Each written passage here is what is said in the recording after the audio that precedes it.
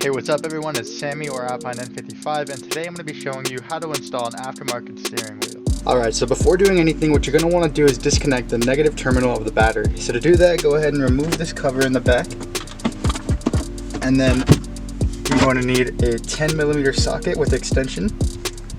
Just go ahead and then once it's loose enough, you can just go ahead and lift it up. Just set it there. Now the next thing you want to do is going to go ahead and grab a microfiber towel and just wrap it in this lock, just in case anybody happens to close your trunk. Alright, so to take out the airbag, you're going to need a flathead screwdriver. What you're going to want to do is find each hole. There's one right here and one right on the other side, and put the flathead in just like this, push up, and the airbag will come slightly out on one side. So I'm going to go ahead and repeat that on the other side. Push up. Now the airbag is completely out. Now I'll show you how to disconnect the wiring behind the airbag. Alright, so just pull the airbag out towards you. I laid a microfiber down just to not scratch the carbon trim. And then what you're going to do is get your flathead right here, push this little tab down, and the wire will pull right out. Now the airbag's out. The next step is to remove the steering wheel control wire right here, which all you do is put a flathead in there and it should pull right out. Alright, so now the next step is to remove the steering wheel, which you need a 17mm socket to get it off. I'm going to go ahead and grab a 17mm and my impact wrench, and that'll make it real easy to get off. I'll show you guys how I do it. And that's it. So now you just take this thing out and the steering wheel will come right off. Alright, so now that the steering wheel is removed, we're going to want to remove all the trim pieces and the wiring. So the first thing you need to remove is this front fascia right here. And to do that, it's going to be a T20 right here, T20 right here, and then if you flip it around the back, another T20 right here. Now that we've taken those 3 T20 screws out, what you're going to do is just pull the trim up and away. And that's pretty much it. You can set this to the side. Now our next step is to remove the paddle shifters. And to remove the paddle shifters, it's the same thing. You have a T20 right here and another T20 right in here. So once you remove those two, the paddle shifters will fall off, and then you need to take the actual shifters themselves off. So now after removing the 2 screws that hold in the paddle shifters, you're going to want to flip over your steering wheel, and now on each paddle shifter you want to find the side of the pin that's smaller. So what I'm going to do is I'm actually going to use a pen, and I'm going to push that through, and you'll see on the other side it starts to come out. So now you just pull the pin out and the entire paddle shifter will come right off. Now you need to be careful because there's a little spring and a little tiny piece of plastic right here. You need to take these 2 out. Hold these to the side so you don't lose them. Alright, now with both of the paddle shifters removed, we can remove the front controls. So to do that, what you want to do is lift up where the paddle shifter was at, and you'll see another T20 screw on this side and on this side. So just go ahead and remove those, and the front controls will fall right out. Now that the 2 screws are removed, if you flip it over, you'll be able to pull the controls themselves right out of place. But they're not free yet. The next step is to take out this ground right here. So this is another T20. You just need to go ahead and loosen that away. Alright, so now with the screw for the ground removed, you need to remove this ground right here, which pulls right out. And afterwards, you can pull the wires for the controls out to the point where you need to disconnect the paddle shifters. And to disconnect these paddle shifters, you just give the wires a good pull.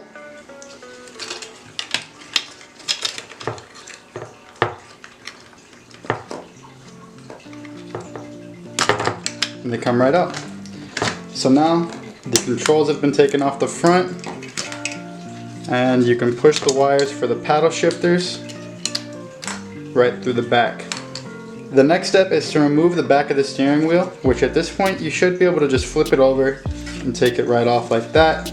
So now with all the trim pieces removed, the last thing you need to remove is the actual horn spring itself. So to do that, you need to make sure that you keep track of the actual horn spring height that it comes with by default. And then after that, you just take out these 3 T20 screws and you're good to go. With all 3 screws loosened, go ahead and just lift up that spring assembly and you're good to go. This steering wheel can now be stored away and it's time to bring in the new one. This is the new steering wheel right here and I couldn't be more happy with it. I got it from iconmotorsports.com. They had a sale over the weekend. It was 15% off, so I was lucky enough to snag this thing during that deal. So the first thing you're going to want to do to put your steering wheel back together is start off by putting the horn spring right back on. So all you really need to do are tighten down these 3 screws to spec and then you're good to go. And when I say to spec, honestly just tighten it down to the point where you think it's going to click well and where it feels right to you. With this you can actually adjust how your airbag and your horn presses down, so it's really user dependent. I'm going to go ahead and tighten these to what I like. So now that that's on, the next step is to put the rear plate on. But before I do anything else, I'm going to go ahead and put that protective foam back on the outside just so I don't scratch anything. After putting the back plate on, it's time to reinstall the paddle shifters. So at this point we're just going to be putting the actual paddle shifter module wire in there and just let it sit in place for now, because we still need to connect all the controls back at the front of the steering wheel. So once they're sitting in place like that, you can go ahead and flip everything over and it's time to reconnect the controls. First thing you want to do is just go ahead and sit them in place. And let's get the paddle shifter wires plugged in. So we'll do that side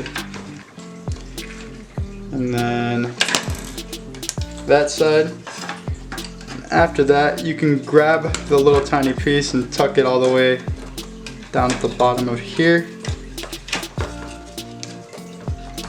Should snap right into place just like that.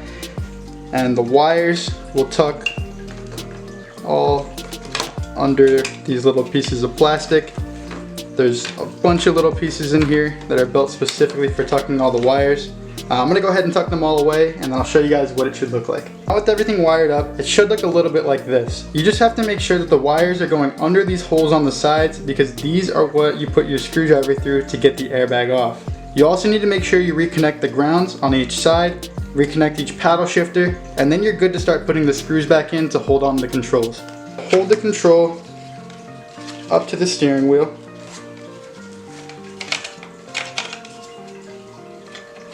And put its screw back in place, and then tighten. Now it's time to put the paddle shifters back together. And if you remember earlier, we took out this little plastic piece on each side, and we also took out a spring. So be sure to put those back in place, and then your paddle shifter should go right back on, no problem. Alright, so now once the paddle shifter is actually on, you need to push that rod you took out back through. Just make sure everything's lined up. Alright, and then that will push right through. So I'm going to go ahead and do that on the other side now too. So you just flip over the wheel, you push a paddle shifter into its slot, just start to hand tighten the T20.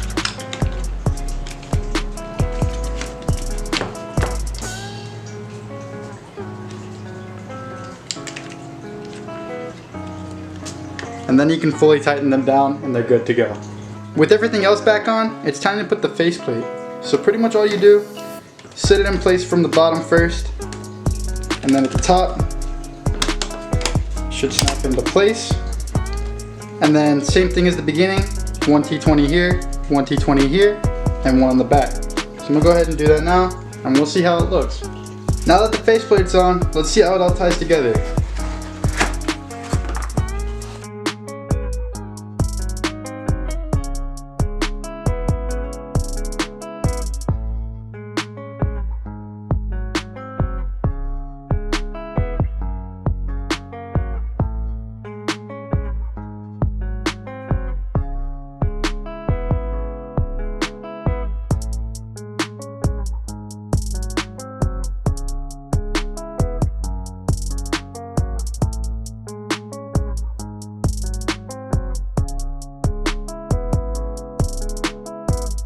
thread it, and then if you're using a power tool, hit it with your power tool, and then push the wires back into place. Just push that one in first.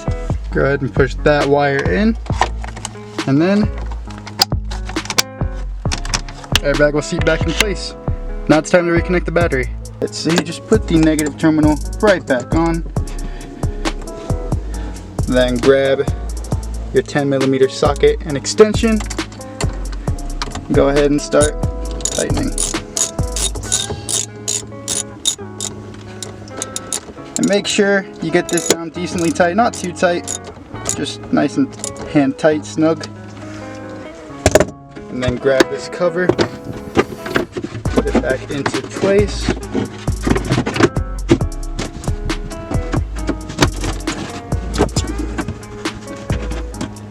Then you're good to go. Let's go take a look at the wheel. The videos that I took didn't do any justice to how the wheel actually looked, but here's a great picture that shows an example of how the two pieces came together, the carbon fiber trim and the steering wheel. And in my opinion, it came out great. I'm really happy with how it came out. And I just want to say a huge shout out to Icon Motorsports for shipping this thing out super quick and for responding to any questions that I had. If you enjoyed the video, please give a thumbs up. And if you have any questions, you can hit me up on Instagram or comment down below. And thank you for watching. Take care.